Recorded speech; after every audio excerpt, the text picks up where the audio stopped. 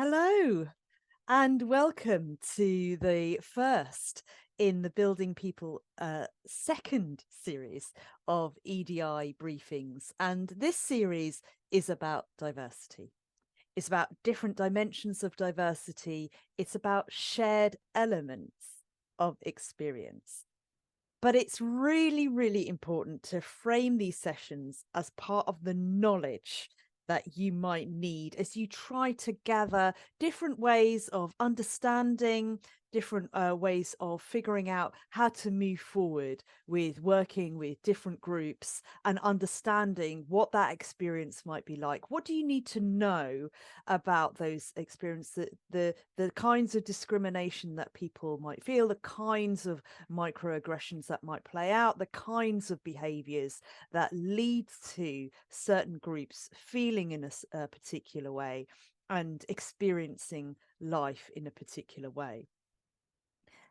When you come to these sessions, there are two things I really would like you to think about and to remember. The first is that representation matters. Of course it matters. We need to see people from a very wide range of backgrounds in our workplaces, in our lives, influencing us, because when we have that breadth of experience influencing us, we're less likely to make assumptions and have unhelpful bias about different aspects of lived experience. So representation matters. However, there is a lot of diversity within a described group. So just because a person might describe themselves as being neurodivergent or having a disability or being disabled by society or having a mental health concern, that doesn't mean that their experience is universal around that. The other thing I want you to remember is that inclusion isn't about other people and their characteristics, their identities, or their culture. Inclusion is about us and our behaviors. So how do we respect, value, and support difference? What do we need to do? How do we need to act, regardless of how other people identify? So we'll be providing some insight around that too. And I'm absolutely delighted and we're incredibly lucky to have this panel of guests with us today. Jane Simpson, Toby Chai and Arran Linton-Smith. I'm going to get them to introduce themselves. But first, I just want to say a huge thank you to the three of them for making the time to be with us today. Jane, if I can start with you, if I may, if you could share a very short introduction to yourself and your relationship with the words disability, neurodivergence and or mental health. Okay. Yeah, my name is Jane Simpson. I'm an architect, but I've been I'm an access consultant, a National Register of Access consultant. There's two different levels. And I have been involved in dealing with inclusive design for over 30 years. So for me, disability, neurodiversity, and all of those other aspects around discrimination and identity, we just need to consider people. We need to be much more people focused with everything that we do. And if you can get that into your head, then that's 3/4 of the battle. Thank you, Jane. Toby. Hi, I'm Toby. I run a creative practice called Chromatic Agency. We do quite a bit of research in terms of environmental justice and also kind of inclusivity, immigration justice, etc. I'm also a lecturer of architecture at Northeastern University, with a background of architecture, obviously. I do a lot of kind of activism within kind of LGBTQI plus rights, as well as disability and welfare in the UK and internationally. And yeah, so in relation to the words disability, neurodivergence, mental health, so I've got clinical depression, I've got ADHD, and I'm also got a genetic blood disorder called thalassemia, which means that, I'm constantly of state of anemia. So yeah, could relate to kind of all three of those words. Thank you, Toby, and thank you for being here. Arran. Right, I'm Arran Linton-Smith. I'm now a senior building safety consultant for RLB. I'm autistic, and I also have a severe form of dyslexia, but I identify with being autistic, and I'm an advocate for holding the door open for the next generation of autistic people when it comes to the world of autism and work.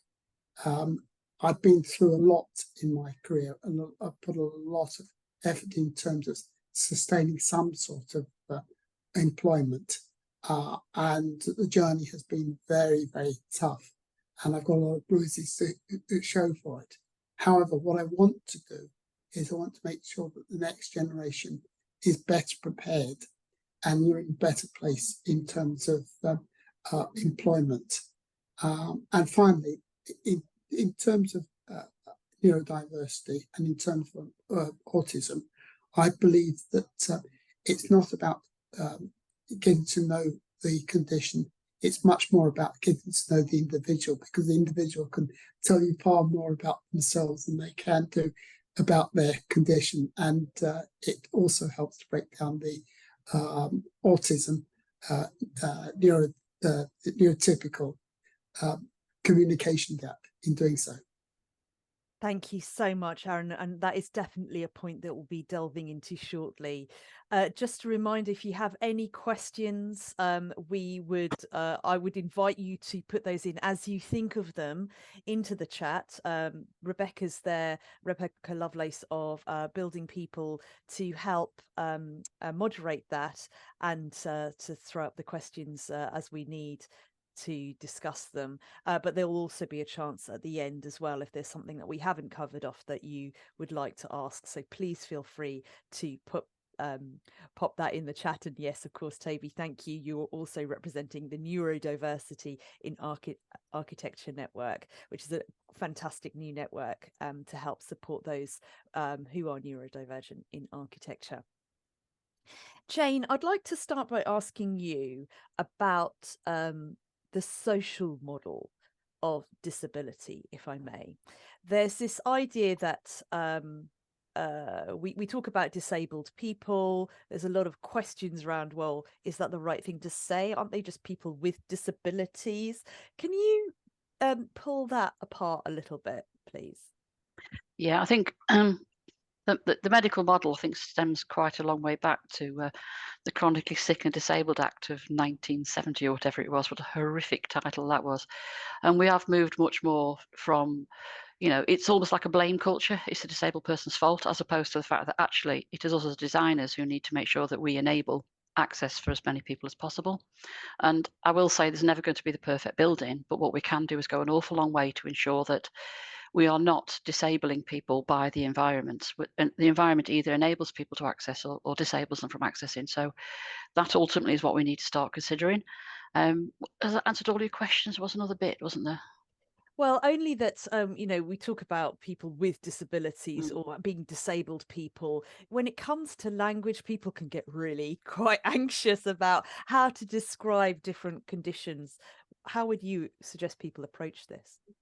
Well, there's several ways to approach it. I remember doing a Radio 4 program where the question was, what if we were all disabled? And I said, well, we all are.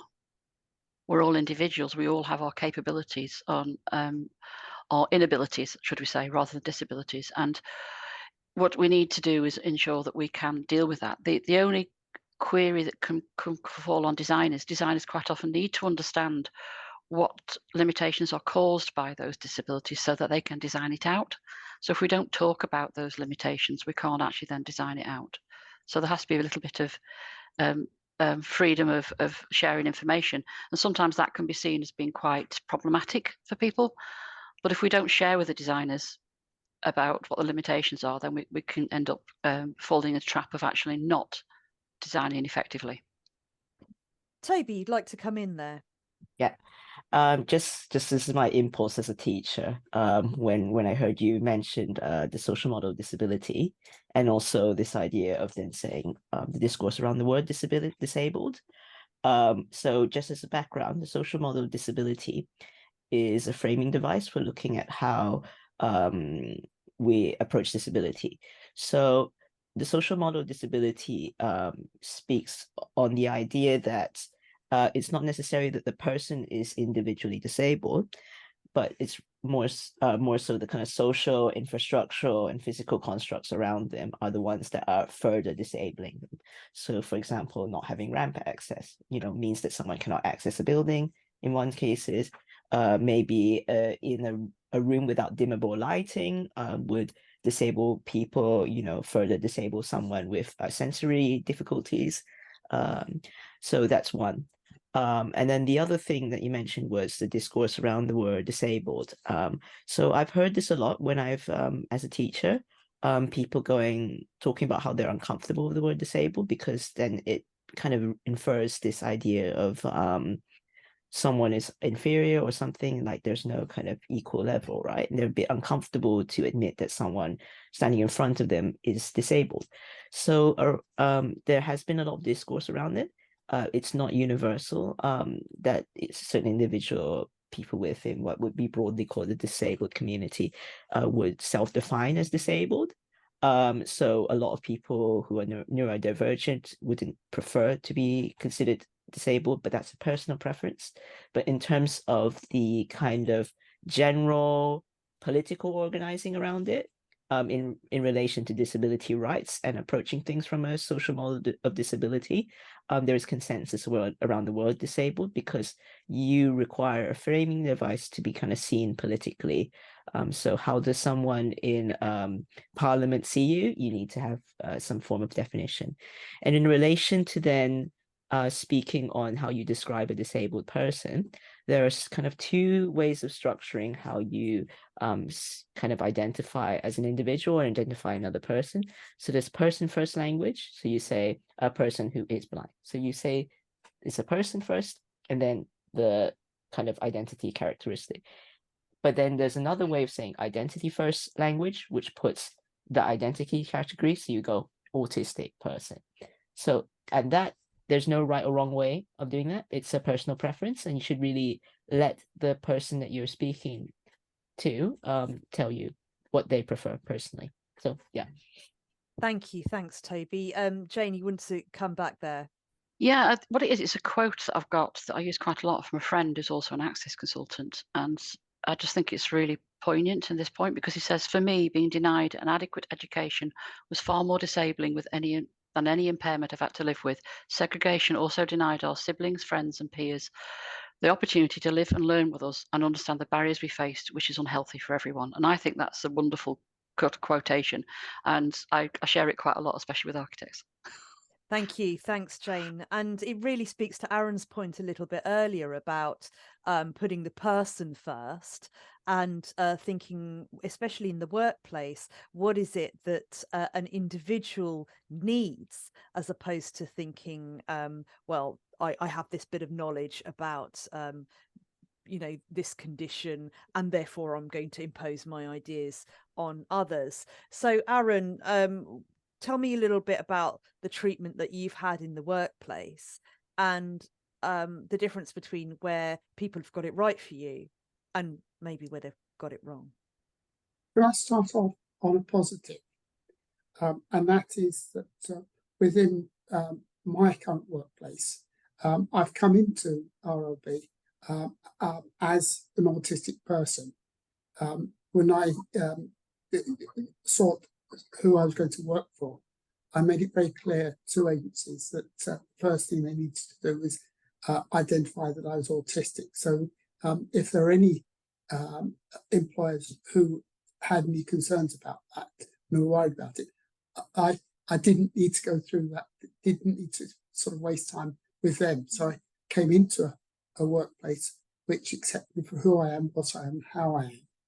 And they also have a philosophy that we're able to bring our whole self to work.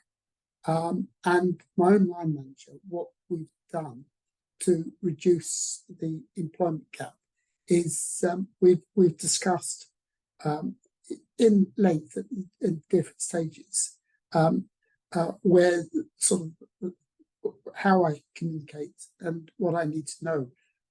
And we've actually set up my work so we've got clear parameters. I work extremely well in a well-organized, well-managed organization. If you're in an organization or in a place where it's not well managed, it's badly managed, and you've got chaos, that's where I do not perform at all well. I don't think anyone performs well, but we particularly are struggling with push right to the back when that occurs. So a well-managed and well-organized organization is often the right place for us to work. So when you're thinking about what the kind of adaptations that an employer needs to make for someone like you, and now I say someone like you because that's not particularly fair description, because your experience may be very different from another autistic person's experience. So for you, what are the kind of adaptations that have been made in order to help you perform to the best that you can? I've kept these fairly simple.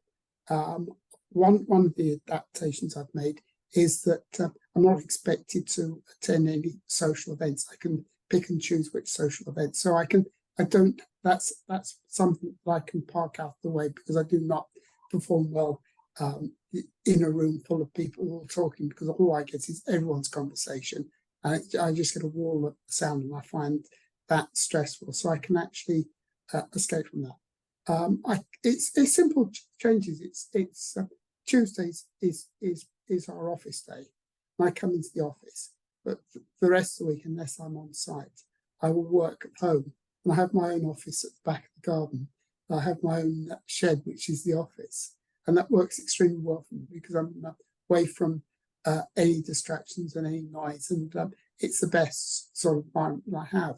So it's a lot of soft changes that have been made, but these changes are things that my line manager, because he's got to know me and I've got to know him, and we've got to communicate better.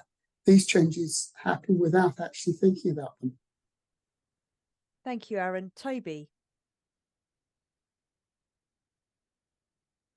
So just really feeling really similar experiences to Arran, especially in relation to seeking work as well. So not only am I disabled in multiple ways or neurodivergent, whatever, I'm also a trans person, I'm also immigrant, I'm also Asian. Like, there's so many intersectional ways that I feel uncomfortable in a workplace.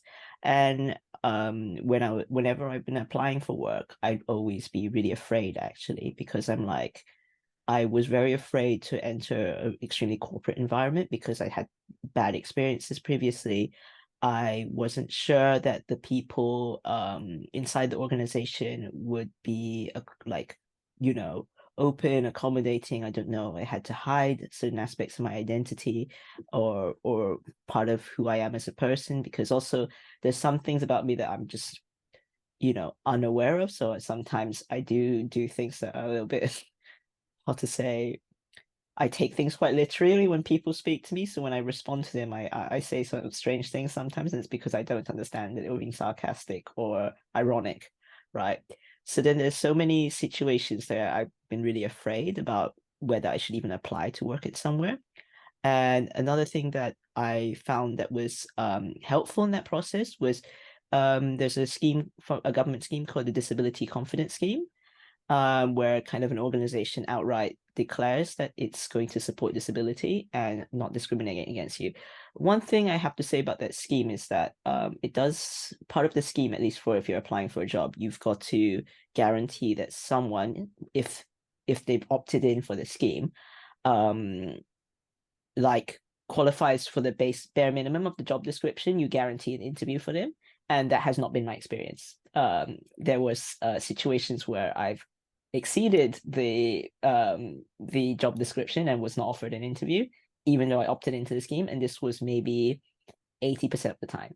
So despite having a lot of people saying they're a safe space, they're actually not. They're not even doing something that, to be honest, is quite easy to offer, which is literally just speaking to someone for like a half an hour, So that's one thing that makes me lose trust in the scheme, and one thing that makes me lose trust in people's ability to declare that they're a safe space.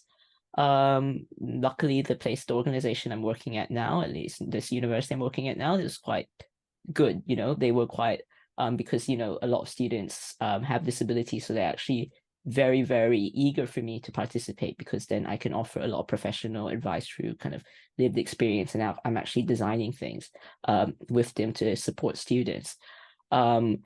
One thing that I found was really, really interesting, though, was when because it was an American university that had campus in London, they've merged aspects of American EDI, or they call DEI processes, with British ones. So it was like kind of a hybrid kind of scheme there. And when you kind of go onto your onboarding, and when you kind of opt into any kind of disability support, they actually, instead of asking you to go like, hey, like just opt in or opt out, they actually give a whole list of things that would be considered a disability that they could accommodate. So saying anything that relates to like, I don't know, neurodegenerative disorders, neurodiversity, mental health, anything.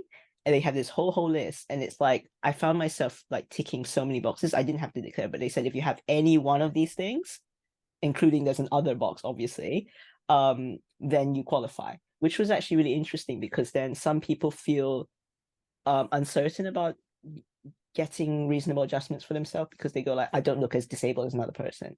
But actually, no, if you say that, no, we can support literally anyone with any level of kind of access needs, like that is really incredibly helpful. So I think like when kind of worth reaching out to prospective talent, because it's not just like Arran said, it's like a very close friend of mine is also autistic and working in finance right now, and a lot of the kind of career progression is centered around networking, going for after office drinks, and she was never able to do that, but she's extremely talented. And that's also another thing. It's not about talent retention in this case of creating a hospitable environment, but it's also talent progression. So someone that is actually really, really good might not progress as far because they don't pay social dues or participate in things that are extracurricular within the workplace, but they are exceedingly able to perform their duties. That's an excellent point, Toby. Thank you for making it. So when we talk about different characteristics, and in this case, this webinar is about disability, neurodivergence and mental health, it's really important to emphasize what I said at the beginning about that culture of inclusion in the workplace being the key to how people who identify in particular ways are able to thrive in that environment. So there are different aspects, of course, how you attract people to your organization, how you then recruit them. So those are two different processes in themselves. How welcoming are those? How do they need to be accommodated for? And then once you've got someone into your organization, how do you make sure that you're remunerating them properly, and also progressing, developing, retaining them? All of those things is all part of that journey that you need to take with the individual so that they can thrive and give back to you. Because actually one of the benefits of bringing in diversity into your organization is that they do bring a different perspective, and different perspectives that are managed well, managed inclusively, can help drive innovation and increase your productivity generally in the workplace. All the benefits are out there. So Arran, if I can ask you a bit about that retention and progression piece that Toby was just mentioning there, when it comes to actually enabling you to thrive, to be better, to progress, what has that looked like for you? Right. Well, my experience, this is going back, bear in mind that I'm 68 this year, and construction hasn't been my first career. I've been through a number of different careers, and I've had to reinvent myself. But that goes with, or that used to go with the territory of being autistic, and I've been I must have had over 30 different jobs. I've had more than my fair share of being sacked, made redundant, asked to leave employment for no reason at all, being disciplined, and I can I can go on. It's been a very difficult and tough journey that I've been on. However, I have noticed there are two things that have come together. One, the culture that we have in employment is changing, but it's changing at different speeds within different organisations. As Toby said, there's a lot of organisations who say that they're diverse, but you can clearly see that they haven't developed that culture internally within that organisation. There's a big gap there. But I'm also finding that it was only 10 years ago, when I was diagnosed, had an autism diagnosis. And when I was first diagnosed, I was very firmly told that under no circumstances do you disclose that you're autistic at work, because that will be the end of your career. And it took me the best part of a year to readjust to who I was and how I was, because there's a period of shock as a result of that. And at the end of that, I felt very annoyed and angry that I couldn't be who I was. So there was a point when I did declare that I was autistic at work. And I was absolutely surprised at the reaction I got, which was very different from what I was expecting, because the world around me was changing. And I've actually discovered that there's a huge amount of value that we bring into workplaces. A lot of us have got a lot of talents, skills, and knowledge, which greatly help employers. For example, I've now got a master's degree in environmental management. I've got 2 chartered fellowships, and I'm often involved in some very technical meetings where I'm often identifying solutions to problems before people have even seen that there are problems. And the culture, it's really what I'm trying to do is I'm really trying to drive a changing culture so that I'm able to communicate better with people, and also people are able to communicate better with me. So I'm trying to close that gap in communication between the non-autistic and the autistic world, particularly in the workplace. And I'm beginning to find that works much, much better. I've got to the stage now, if I meet anyone new, I often say that I often introduce myself and say that you might have some strange conversations with me, but don't worry, that goes with the territory, because I'm autistic. And I find that very empowering, particularly with women who are often, you can see sort of the guards going up, thinking, who is this person? But when you explain that you're autistic, it's amazing how that immediately takes barriers down and helps greatly in terms of the workplace. Thank you. Thanks so much, Arran. Jane, if I can come to you at this point and bring back in disability and the idea that we talked about, the social model, how our environments can be disabling. And I'm familiar with this idea that we can be situationally disabled, temporarily disabled, and permanently disabled. And that can happen to any of us at any time because of the circumstances. Can you explain a little bit more about that and what that can look like? Okay. How long have I got? I think the important thing to realise is that disability is actually quite often an ageing thing. So as we get older, this happens. I used to say that at the age of 40, the incidence with disability rises dramatically. And my husband became disabled at just a few years after that due to cancer and operations. So it can happen to anybody, anytime. And I think for me, though, it's not a rocket science in terms of getting your physical environment to work. There's lots of guidance around. The UK is way ahead of the rest of the world, actually, in guidance. I mean, I sit on the British Standards Committee, B559, and look at BS 8300. So I think what we need to do is make sure that when we're designing environments, particularly for workplaces, that we look at all of that guidance on there. I mean, you know, the PAS 6463, Design for the Mind, is out. There's so much we can do, because the more conducive you make the working environment, the more productive the staff, etc., are. So it just makes absolute common sense to look at the whole environment from a not, I wouldn't say necessarily disability, I'm talking about everybody perspective, because Paul, because from a well-being perspective, my husband's on the phone. Sorry, but from a well-being perspective, you know, if we get the environment right, we get it right for everybody. Everybody's, you know, sort of improvement. You know, everybody works better, does better, wants to go into work. And in fact, a colleague of mine, Jean Hewitt, who she had a member of staff who messaged her, and she rang him back, and she thought he was, during the pandemic, she thought he was perfectly able, there was no issues at all. He was really struggling with not going into the office and meeting with people. So it's about how you understand, as very much as Arran said, you know, people need to be able to understand what suits them to work. And again, a manager of mine, donkeys years ago, when I was about 30 odd years ago, said to me, you manage people the way people need to be managed, not the way you manage.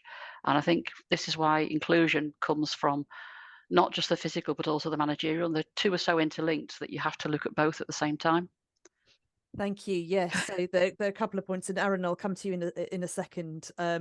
That we have the golden rule, treat people as you wish to be treated, but actually the platinum rule, treat people as they wish to be treated, is the difference to being successful at creating inclusive environments in the workplace, and not so successful. So really listening to the needs of your staff. What is it that they need in order to thrive? And certainly from the sort of situational, temporary and permanent disability perspective, it happens to us all the time. You think about it, if you're carrying a large suitcase on the tube, you know, do you use a tube station that doesn't have lift access? Well, that's something that someone who, you know, might have broken their leg has to think about from a temporary perspective, and that someone who is a wheelchair user has to think about all the time. So but if you make it accessible, if you make your space accessible from a perspective of someone who's permanently in a situation where they have to think about these things, suddenly everybody benefits, because we all have these situations where we might be carrying something heavy or needing to roll something along, or it's just the situation means that we would need a better access. Toby, Arran, rather, you were going to make a point. So I just wanted to make a very, very simple point, and that is that I find that I don't feel that I'm autistic. Sorry, I don't feel that I'm disabled. It's other people, from my experience, it's other people who disable me. So I don't often have control over my ability. It's other people who are controlling my ability and making me disabled. And so the message just simply is that it's quite simple. I'm not disabled, except it's other people who are disabling me.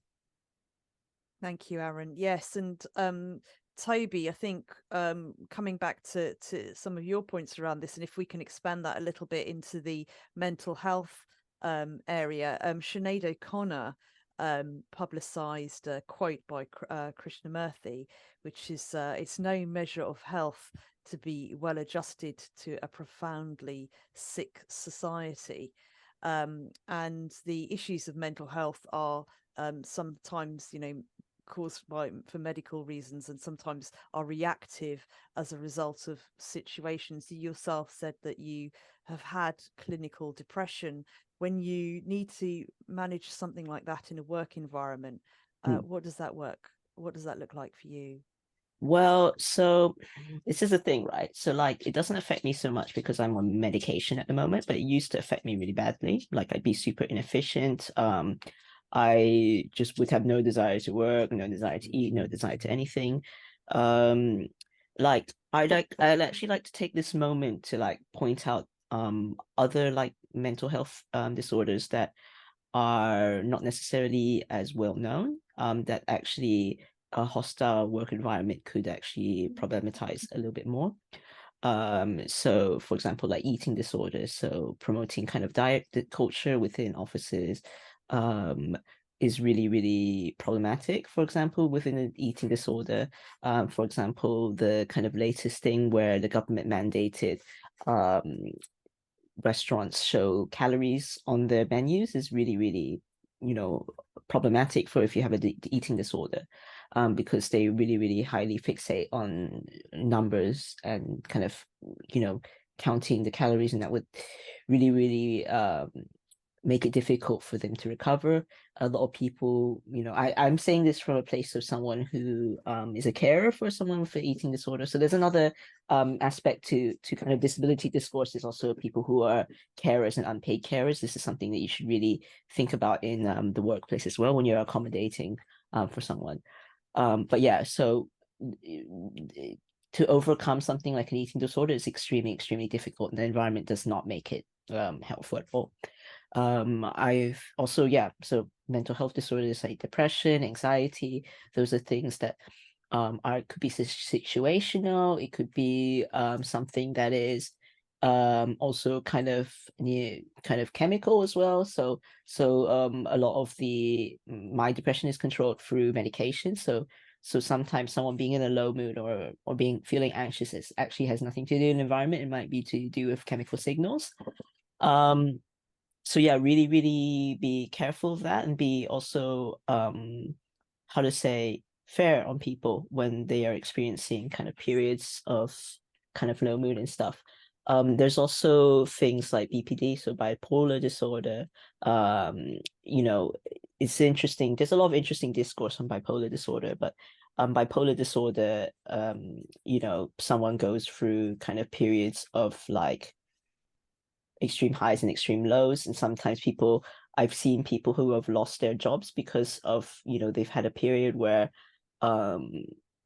they were extremely hostile just due to their mental health, and like said something to a boss that was unforgivable and then lost their job because of that. I mean, that is more tricky because in that case it's extremely, extremely inappropriate, but it's hard to discern whether that was something due to mental health or not. But then there's also I feel people in general, when they have because of the stigma about speaking about mental health, they're often kind of suffering privately and unable to feel safe enough to be open with people around them. So yeah, it's really, really complex, because also there's a lot of issues within the NHS for the treatment of mental health disorders. Waiting lists are extremely long for people that need emergency help. So yeah, it's really difficult. So yeah, That's I could go on about this forever. Yeah, that's a go on about this forever. Sorry. No, Toby, that point about declaring, in fact, I've just written it down there. People feeling that they can come into the workplace, that they can say, this is the condition that I have. Can you help me? But yeah, can feel unsafe, and also how then does an unprepared workplace, unprepared manager prepare themselves for receiving that kind of information, would you say, Toby? So it's really, really difficult, because there's a tendency to pathologize, with anything like disability, neurodiversity, anything, which is, assigning it in strictly medical terms, and to make a lot of assumptions based on kind of certain medical diagnoses. So it's really, really difficult, because then I don't think our society on the whole has a good enough awareness of mental health disorders. Like, I find that I've learned a lot, and I feel very prepared as an individual to deal with people with lots of mental health conditions because of my own lived experience, living and supporting other people in my life. So it's not just the person I care for, but other people as well. So I think also, in that case, you need a lot of preparedness. It's like mental health first aiders, etc., all this kind of stuff. Like, mental health first aiders is not necessarily mandatory in workplaces at the moment.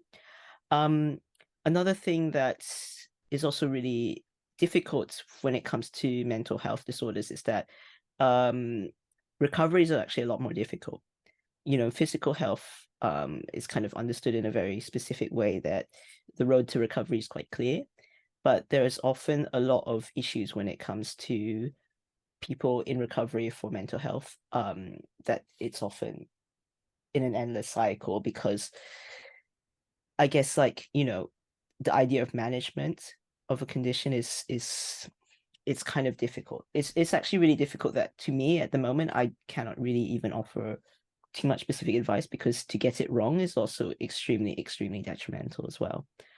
But people shouldn't be afraid, I suppose, of attempting, as long as it's done Yeah, you can. intentionally with people, that things might go wrong, Yeah. but then you need to make the acknowledgement, this hasn't gone quite right. Yeah. How can we fix it? Let's look to do this, together and collaboratively. Acknowledge. So importantly, I always talk about acknowledging the mistake, listening to how the impact has felt around that, learning from that, reflecting on that learning, and then resolving to move forward differently, in collaboration with those that you need to seek feedback from, because we all get it wrong. Yeah, we get it wrong all the time, whether it's in our thinking, our communication, and in our behaviors, and that to be human is to make mistakes. Yeah. And so don't be afraid of it, but also when it happens, act quickly, swiftly, to intervene and to make those the acknowledgement of holding your hand up, that we can actually do things differently. I'm quite aware of the time, and I'm really keen that we get any questions in from those who are listening in, because this is an incredible opportunity to speak to amazing people who really have great insights on this subject. And you must have a million questions if you decided to come into a webinar like this today. I really think it's you talk about some of the performative measures, Toby, as well, around the disability confidence scheme. Tell me about the lanyard, though, because of course we see people with sunflower lanyards. Is that useful? And Arran's wearing one at the moment. So Arran, you tell me about the lanyard that you're wearing. Yes, I got mine from Tesco's when they were issuing them. At first, I wasn't sure whether to wear it or not, or to hold it for certain occasions. But I needed something to hang my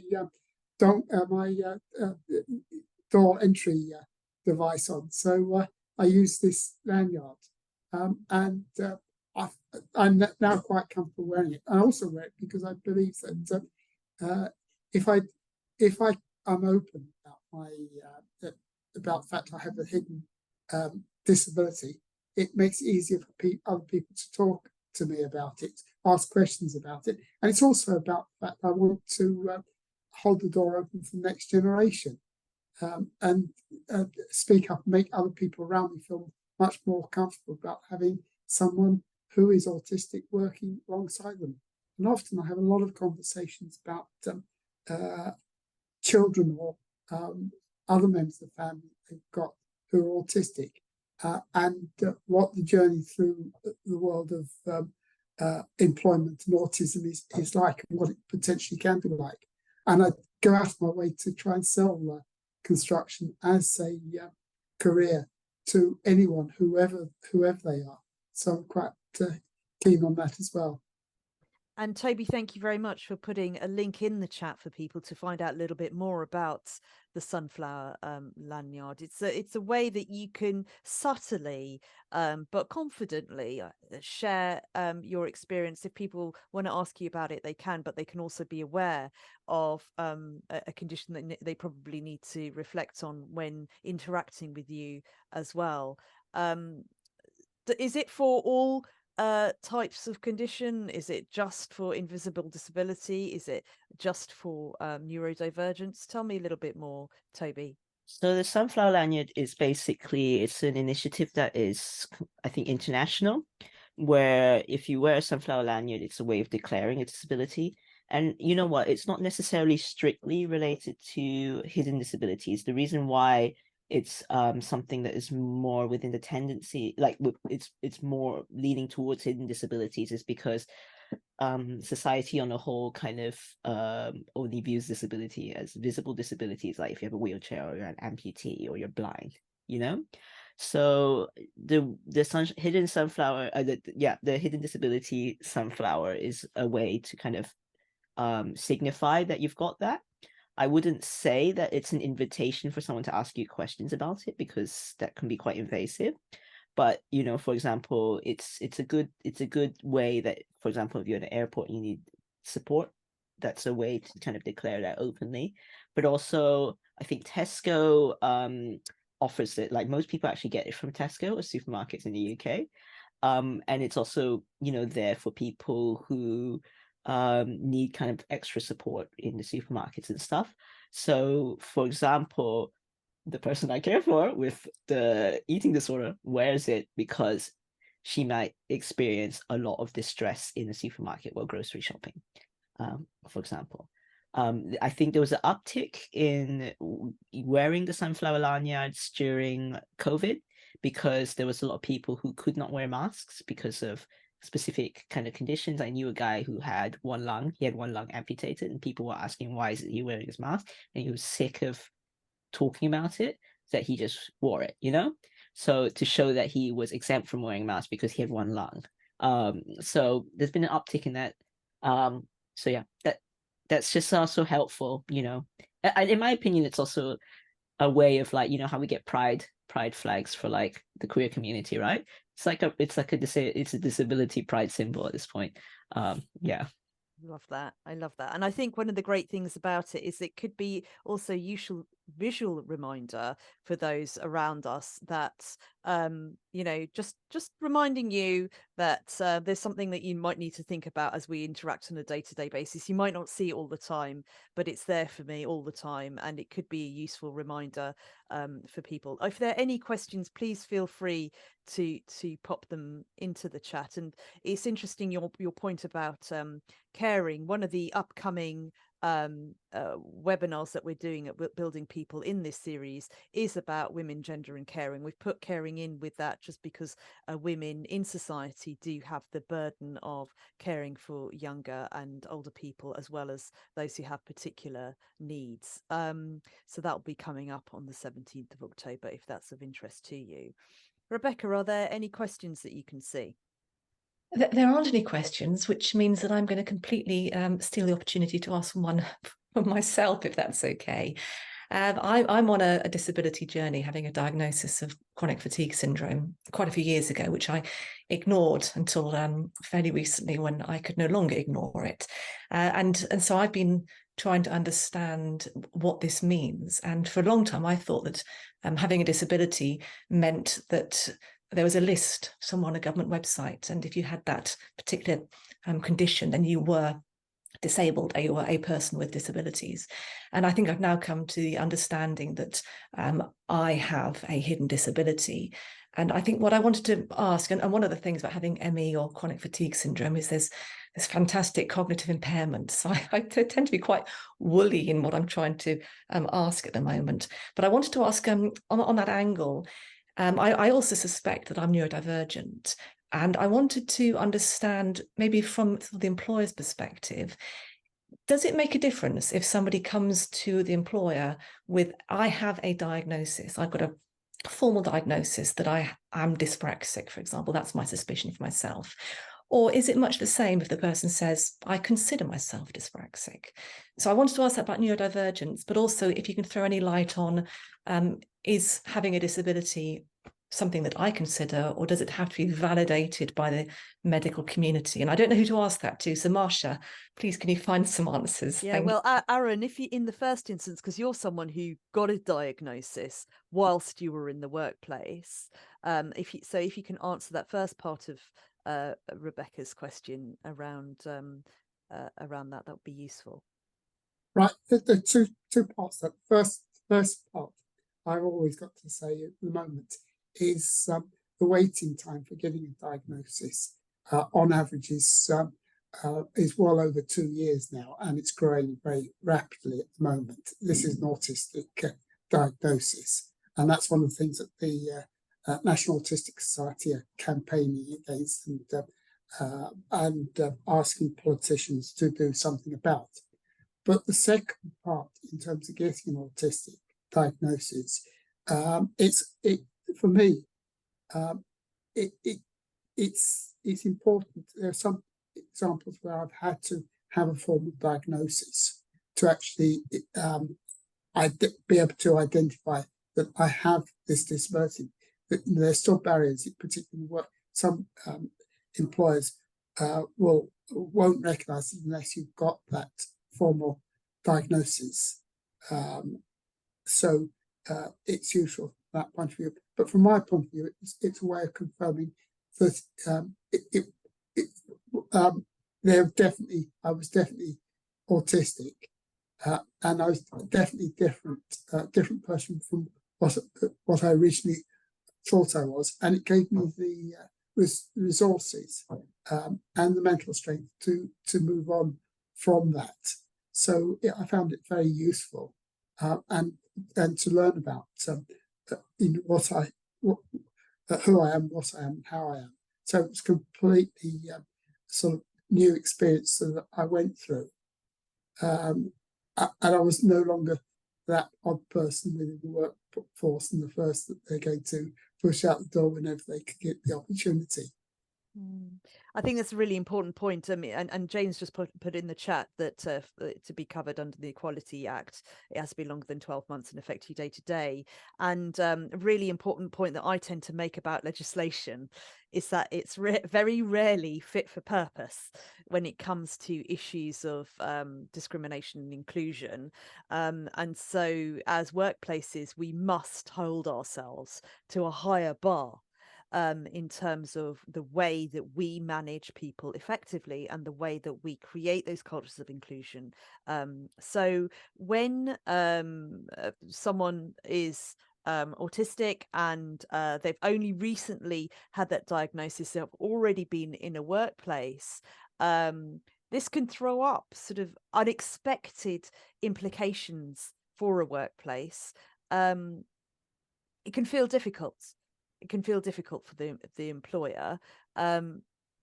Toby, do you have any, you've raised your hands, do you have any advice for those employers in terms of trying to manage this very new, scary and, concerning change that they now have to make?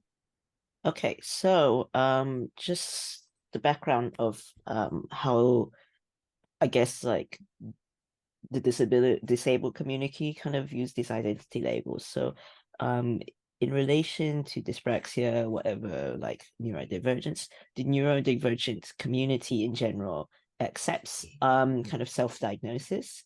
And it's due to a lot of factors. It's due to, as Arran said, the very, very long waiting list. For example, I was referred actually to an autistic diagnosis because I also suspected I'm autistic. However, I wasn't able to be given a conclusive diagnosis due to one, having already been diagnosed with ADHD, but then also not having family be able to provide early history because they were not cooperative. So that's one thing, is that in some cases diagnosis is impossible. Because the reason why it's hard to diagnose at an older age is because as we grow up, we find ways to manage symptoms. And, that doesn't mean that life is less difficult. It's just that symptoms are managed and therefore do not present itself as much when it comes to a point of diagnosis. Another factor is that a lot of the kind of models for diagnosis for neurodivergent conditions like ADHD, autism, are heavily based on cisgender male presentations. So the kind of classical image of an autistic person is like Sheldon Cooper from Big Bang Theory, or ADHD is like this little boy who's running around, has got lots of energy, right? So a lot of the classical kind of diagnosis are just based on data that only takes into account male presenting people in childhood. Well, actually, no, cisgender male, people who are assigned male at birth, right? So that's why like a lot of women actually, and people who were assigned female at birth have not been diagnosed until older age, or just are undiagnosable, or actually, when I mentioned bipolar disorder earlier, actually misdiagnosed. So actually a lot of autistic women were actually diagnosed with BPD, bipolar disorder, before they were actually diagnosed as autistic. I had a friend that was diagnosed with so many things, literally so many things. And then later found out she had ADHD. Once she took medication, all the issues disappeared immediately. So that's one thing, is that it's skewed in terms of gender, and it's infrastructurally not supported. So that's why the neurodivergent community supports self-diagnosis. However, when it comes to an employment or legislative scenario, you know, in order to kind of make legislation fit, you need to have a formal diagnosis. But in a workplace, when you go to the disability confidence scheme, when you go to any kind of EDI processes, everything is through self-declaration. Nobody's checking. No, you don't have to submit any documents. So don't be afraid if you don't have a formal diagnosis. And I'm not just involved in whatever architecture, I'm also involved in welfare rights. So people who are declared not fit to work. And when it comes to this kind of work capability assessments, honestly, if you're a disabled person, you will feel it. You know, there's no mistaking it. You will be like, yeah, I literally can't do this. Like, I can't do it. And that is kind of the scenario that you have to sit. It's like you have to weigh up the options, you know? Would you benefit from reasonable adjustments? Because, you know, if you don't have a disability, you'd be like, okay, what are your reasonable adjustments? I don't know. You just go, I don't know, nothing. So that's another thing, is that within this kind of process, within an employer, it's through self-declaration. So you don't need to be afraid of having a formal medical diagnosis. So yeah, Marsha says, got to wrap up now. Well, yeah. only to say that, to just bring all of these things together, I think that if there are 2 or 3 main takeaways, it's that every individual you employ is an individual.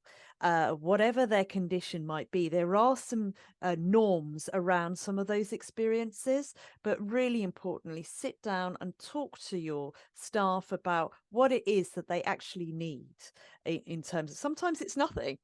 Sometimes they just want you to know that, that there'll be different things that play out for them, but they just want you to know that this is a thing that they have and they're going to manage it themselves and it's fine. But they might need something in particular, and that you sit down and you have a conversation about what the impacts are and what might need to be done. But really importantly, this isn't just about for now, it's how then do you support them to develop and progress their careers as well. So that whole piece around how do you create those inclusive cultures for someone who might be neurodivergent, have a disability or mental health issue, it's all about really being motivated to want to work and effectively with this individual. Think about what you need to know, go away, do your homework, but also then check those that information with those individuals about what their actual needs are, and then put into place in an adaptable way, so that always realizing you need to flex and move as people change, develop and progress. Everyone is able to thrive when they feel supported to do so. So it's completely possible in order to continue people's work life journeys in ways that are helpful, not just for your organization, but for them as well. This has been the first in our second series, How to Talk About. Coming up on the 17th of October is Women, Gender and Caring. The 14th of November, we got Race, Ethnicity and Religion. 28th of November, LGBTQIA. And the 12th of December, Generations and Young People. If you're interested in any of those, follow Building People on Eventbrite and search How to Talk About for more details. And if you'd like to get in touch with any of our panelists, we'll be emailing attendees with those details. Thanks very much indeed to Jane Simpson, Toby Chai and Arran Linton-Smith for your time today. And thank you for attending this webinar.